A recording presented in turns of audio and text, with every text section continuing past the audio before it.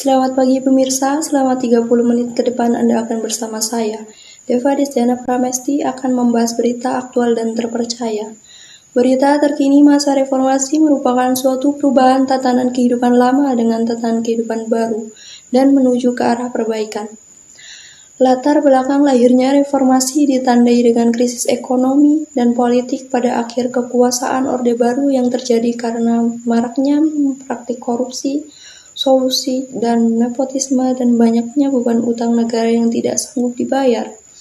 Penyimpangan-penyimpangan Orde Baru yang menyebabkan munculnya era reformasi adalah penyimpangan dan penyelewengan yang dilakukan itu direkayasa untuk melindungi kepentingan penguasa, sehingga hal tersebut selalu dianggap sah dan benar walaupun merugikan rakyat.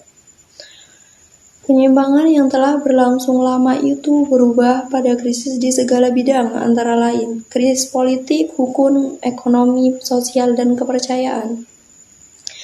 Tuntutan gerakan reformasi meliputi amandemen UUD, pemberantasan KKN, pencabutan bifungsi ABRI, penegakan hukum, penegakan hak asasi manusia, dan pemberian hak otonomi kepada daerah-daerah.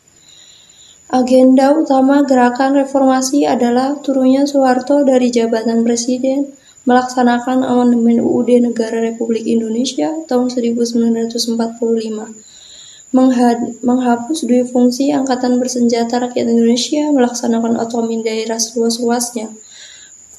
Perkembangan pasca reformasi. 1. B.J. Habibie. Pembentukan Kabinet Reformasi Pembangunan sehari setelah dilantik pada tanggal 22 Mei 1998, Presiden B.J. Habibie telah berhasil membentuk kabinet yang diberi nama Kabinet Reformasi Pembangunan yang terdiri dari berbagai elemen kekuatan politik dalam masyarakat, seperti dari ABRI, partai politik, Golkar, P3, PDI, unsur daerah, golongan intelektual dari perguruan tinggi, dan lembaga swadaya masyarakat. Reformasi bidang politik. Reformasi pada bidang politik yang telah dilakukan adalah dengan memberikan kebebasan kepada seluruh masyarakat untuk membentuk partai politik dan rencana melaksanaan pemilu untuk menghasilkan lembaga tinggi negara yang representatif.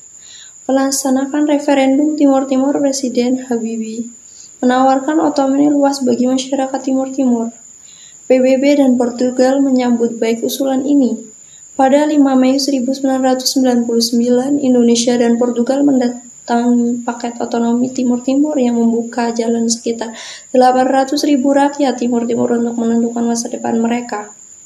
Abdurrahman Wahid. Pembentukan Kabinet Persatuan Nasional oleh Presiden K.H. Abdurrahman Wahid didampingi Wakil Presiden Megawati Soekarno Putri yang diumumkan pada tanggal 28 Oktober 1993 dengan melakukan pembagian kekuasaan dengan Wakil Presiden, yaitu menyusun program dan agenda kerja kabinet, menentukan fokus dan prioritas kebijakan pemerintah, memimpin sidang kabinet, menandatangani keputusan tentang pengangkatan dan pemberhentian pejabat setingkat Station 1, Megawati Soekarno Putri.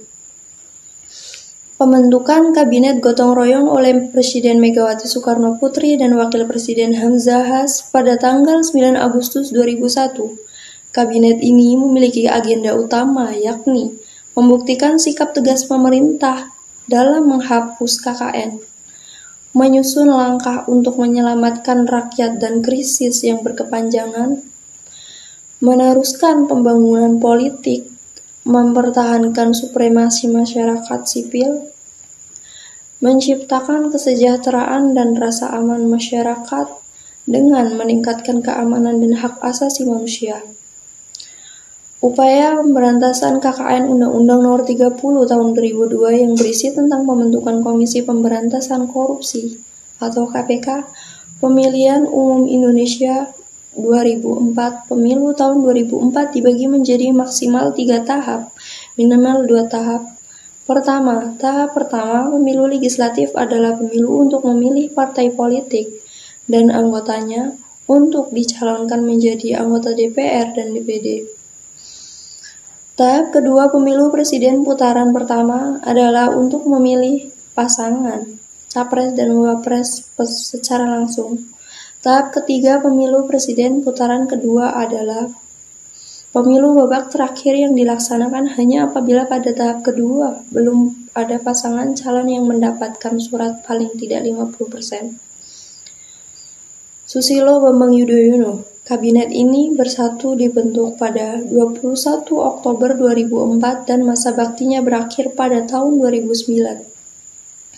Pada 5 Desember 2005, Presiden Yudhoyono melakukan perombakan kabinet untuk pertama kalinya dan setelah melakukan evaluasi lebih lanjut atas kinerja para menterinya. Presiden melakukan perombakan kedua pada 7 Mei 2007. Program pertama pemerintahan SBY-JK dikenal dengan program 100 hari. Bidang keamanan pada pemerintahan SBY-JK meliputi ancaman terhadap kepentingan nasional di mana terjadi perubahan dari yang dipelajari pada saat menuntut ilmu di akademik militer.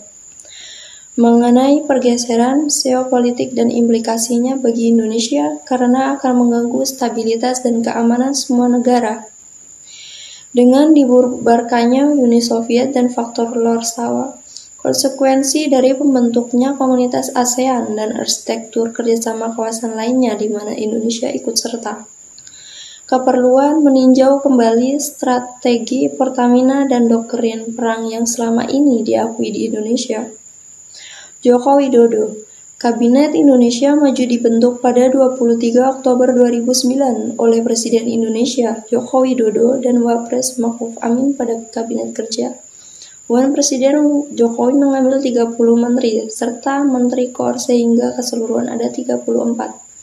Nawacita menargetkan pengembangan kemitraan akses pendidikan kesejahteraan untuk secara berkelanjutan, pembangunan infrastruktur untuk ekselensi dan kemandirian ekonomi. Informasi tadi menutup jumpa kita pada hari ini. Saya Deva Desani Pramesti pamit undur dan sampai jumpa.